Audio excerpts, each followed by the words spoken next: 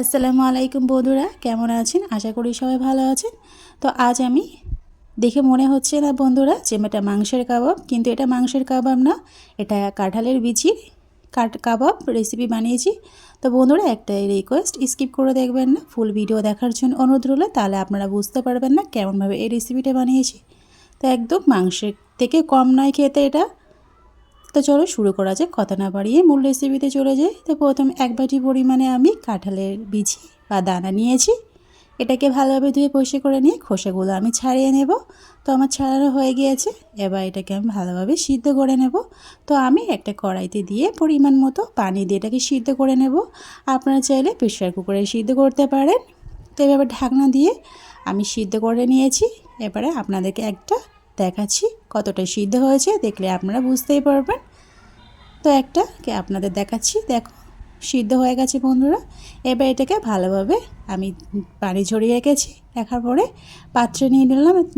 নেওয়ার পরে আমি এভাবে গ্লাসের সাহায্যে ভালোভাবে ভর্তা করে নেব, কারণ এটা গরম ছিল সেই জন্য আমি হাত দিয়ে ভর্তাটা করে নিই, গ্লাসের সাহায্যে ভর্তাটা করে নিলাম। এবারে 4টে বড় সাইজের পেঁয়াজ কুচি দিয়ে দিলাম, আর দিয়ে দিলাম 7টা কাঁচা লঙ্কা কুচি। আপনারা ঝালটা কম বেশি বাড়িয়ে নিতে পারেন। এবারে দিয়ে দেব 1 চামচের মতো গরম মশলা গুঁড়ো, আর হাফ চামচের মতো কাবাবের মশলা গুঁড়ো দিয়ে দিলাম। এবারে দিয়ে দেবো 1 চামচ লঙ্কা গুঁড়া, আর 1 চামচ হলুদ গুঁড়া, আর স্বাদ অনুযায়ী লবণ দিয়ে দিলাম। দেওয়ার পরে হাত দিয়ে ভালোভাবে মাখিয়ে নেব। তো আমার মাখানো হয়ে গিয়েছে। এবারে আমি ছোট ছোট আকারে কাবাবে যেমন শেপ করে সেই প্রসেসে আমি প্রত্যেকটা বানিয়ে নেব। তো বন্ধুরা দেখতে পাচ্ছেন এইভাবে আমি বাকিগুলো সব একই পদ্ধতিতে আমি বানিয়ে নিয়েছি। তো আমার বানানো হয়ে গিয়েছে। এবার এটাকে আমি সাইডে রেখে দেব। তো একটা পাত্র, ছোট একটা বাটি নিয়েছি। এবার আমি 2টো ডিম নিয়ে নিয়েছি। নেওয়ার পরে এটাকে আমি ভেঙে দিয়ে দিলাম।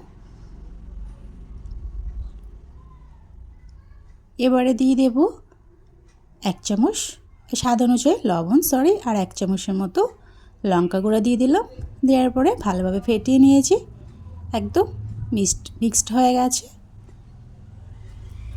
এবার আমি নেব বিস্কুটের গুঁড়া, বাজার থেকে রেডিমেড কিনতে পাওয়া যায় বন্ধুরা, আপনারা কম বেশি জানেন। তো এবারে যে কাঁঠালের দানার যে রেখেছিলাম ছোটো ছোটো আকারে, সেটাকে আমি ডিমেতে কোটে বুড়িয়ে আমি এইভাবে বিস্কুটের এভাবে একবার কোট করে নেব, আবার আমি ডিমেতে বুড়িয়ে নিয়ে এইভাবে 2বার আমি কোট করব। তো দেখতে পাচ্ছি বন্ধুরা, এবার আবারও চুবিয়ে নিলাম ডিমের মিশ্রণে। নেওয়ার পরে আবার বিস্কুটের গুঁড়া এভাবে মাখিয়ে দিলাম, আর একটা চামচের সাহায্যে, নয়তো একদম ভিজে ভিজে লাগবে। তো এই সেম প্রসেসে আমি বাকিগুলো একই পদ্ধতিতে সবগুলো করে নিয়েছি। তো আমার দেখতে পাচ্ছি বন্ধুরা সবগুলো হয়ে গিয়েছে। এবার একদিকে আমি কড়াইতে পরিমাণ মতো রিফাইন তেল দিয়ে দিয়েছি গরম হতে। তো রিফাইন তেল আমার কড়াইতে গরম হয়ে গিয়েছে। এবার আমি এক এক করে বন্ধুরা ভাজা করে নেব। তো প্রথমে আমি 3 পিস দিয়ে ভাজা করে নেব, কারণ কড়াইটা একটু ছোটো, তো সেই জন্য আমি এক গাদা দিইনি একসাথে, তাই আমি অল্প অল্প করে দিয়ে এইভাবে ভাজা করে নেব।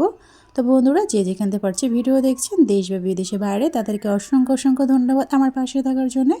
আর যারা এখনও নতুন আমার চ্যানেলে, প্লিজ সাবস্ক্রাইব করার জন্য অনুরোধ রইল। তো এইভাবে 2 পিঠ লাল লাল আকারে ভাজা করে নিলেই আমার রেডি এই কাঁঠালের কাবাব রেসিপি। তো কেমন লাগলো কাঁঠালের বিচি কাবাব রেসিপিটা বন্ধুরা কমেন্টে জানাতে ভুলবেন না।